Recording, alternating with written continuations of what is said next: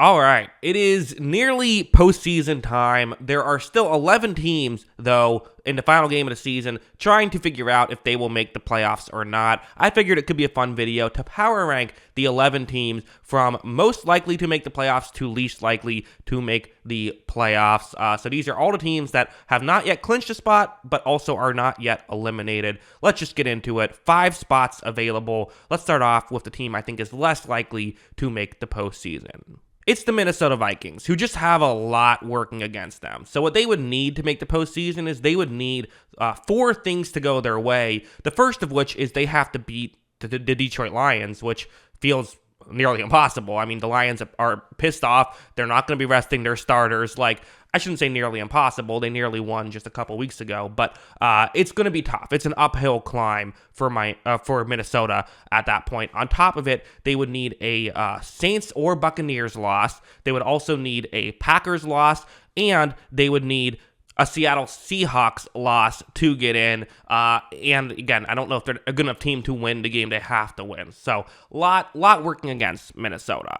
Number 10 is Atlanta, who doesn't have as much working against them. In fact, I feel like Minnesota definitely has the biggest climb there. Atlanta, it's actually not that crazy. They need 2 things to happen. They need to win, and they need Tampa Bay to lose. So just needing 2 things to happen doesn't seem that crazy, but when you factor in what those 2 things would be, first, they have to win a game, which, given how they're playing right now, feels very unlikely. They are underdogs against the Saints, and the Tampa Bay Buccaneers are heavy favorites against Carolina, who just looked terrible last week. So while it's not something you can completely write off, or even mostly write off like you can with Minnesota, it's still something that has a very small likelihood of actually happening. The Pittsburgh Steelers are still here at 9, which is a bummer. I actually would like to see them in the postseason the way they're playing right now. But here's the issue. So it's been announced that Baltimore is resting their starters, which is a huge potential win for Pittsburgh, because Pittsburgh needs the easiest pathway would be a win and then either a Jaguars or a Buffalo Bills loss. That's the easiest pathway. For one thing, beating the Ravens backups isn't a guarantee. Yes, it seems likely, but I mean, Tyler Huntley nearly beat the Bengals in the playoffs last year, right? Nothing is a guarantee on the final game of the season, but it feels likely. It feels like Pittsburgh has a chance to win that one.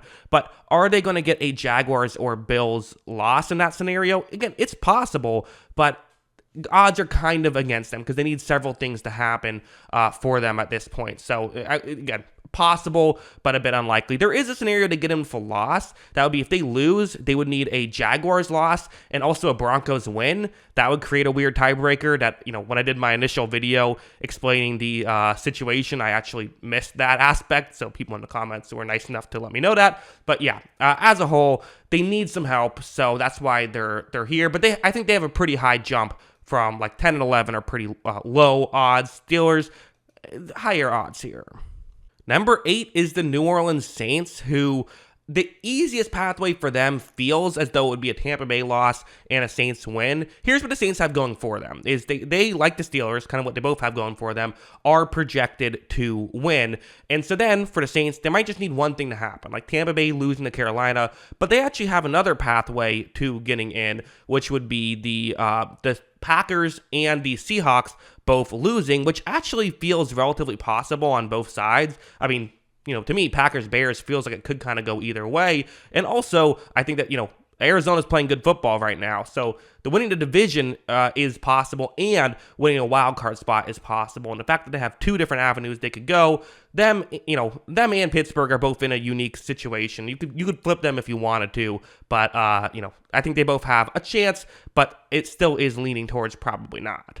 Number 6 is the Seattle Seahawks, who need 2 things to happen. They need to win against Arizona, who, like I said, Arizona's playing good football. That's not a guaranteed victory right now. They just played a good game against Philadelphia, but they are still favored to win. And like I said, Green Bay and Chicago feels like it could go either way. So why so low on the list then? Well, every other team on the list would just need a win to get in. So because of the fact that they still need help, they are here at number 7.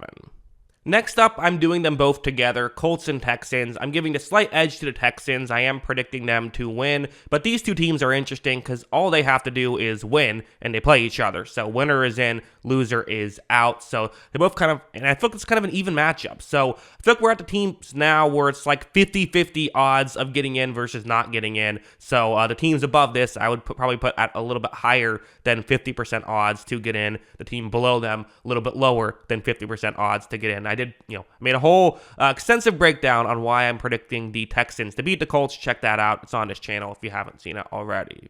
Number 4 is still the Green Bay Packers, who, like I said, feels like it's a game that could go either way between them and Chicago, but I feel more comfortable picking Green Bay against Chicago than I do picking Houston against Indianapolis or Indianapolis against Houston. So just needing a win to get in, and there actually is a way they could get in with a loss. They're the first team on this list that has technically other teams could get in with a loss, like the Steelers have a weird avenue where they could get in with a loss, but they have a team, they're a team that has like I feel like a legitimate chance to get in with a loss. Them, I guess, and Pittsburgh, I should throw them in there, but see, they would need a lot to go right. I mean, they would need a Steelers loss, a Vikings loss, and a Saints or Buccaneers loss as well for them to get in with a loss. So seems unlikely that they get in with a loss, but also seems more likely than not that they win, so they're here at 4.